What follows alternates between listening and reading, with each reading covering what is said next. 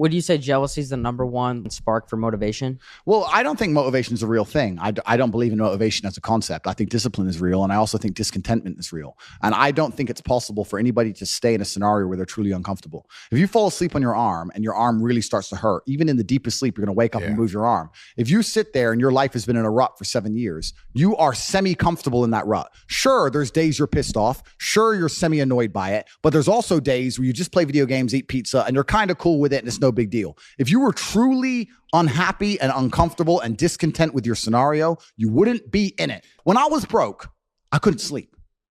Yeah. I'm not saying that. Please understand me. When I was broke, I couldn't sleep. I'd be trying to go to bed thinking, these people have Ferraris. I want a Ferrari. I couldn't sleep. Dude, I think what he was saying, I just think that there's a deeper message inside what he's saying. I just think that it didn't come out right when he said, I don't believe in motivation. Yeah. I think either that is a clickbait statement, or because motivation is real and needed.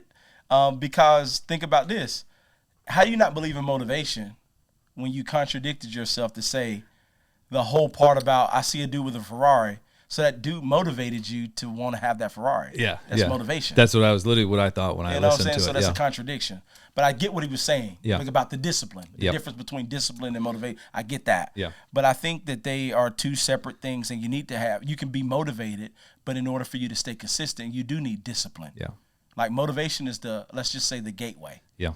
Like you motivate me, but you got to have discipline to go through adversities and to be consistent to get it, to obtain it. Yeah. But what led you to it was the motivation. Yeah, I agree. I think it comes down to his definition of motivation as well. Exactly. Because even right after he said he didn't believe in motivation, his analogy of his arm, sleep, like you're motivated to move because of how uncomfortable you are. Yeah. Like there's a motivation in that as well. Yeah. So I thought it was interesting. But I've heard that's a very TikTok thing. Yeah. As far as motivation isn't real. Yeah. It's like the discipline versus motivation.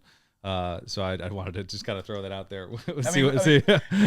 What's crazy is, I guess you can get petty with this. Like if I was in front of him, I would be like, okay, so now I can't, if you don't believe in it, so how can I say what motivates you to get out of bed in the morning? Right. Or are you going to say my discipline? That sounds terrible. That like my discipline brings me out of bed in the morning. Yeah. Okay. Right, so yeah. It's like the more and more you ask yourself, it's like motivation is a thing. Yeah, it is. Yeah. But you get into obviously the motivation, speaking engagements. At what age did you realize you had the gift of communication?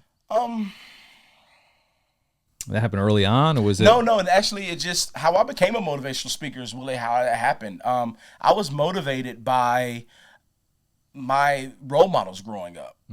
The Ken Griffey Jr.'s, the Derek Jeters, the Sports Illustrated magazines. Remember those? Yeah, I do. Yeah.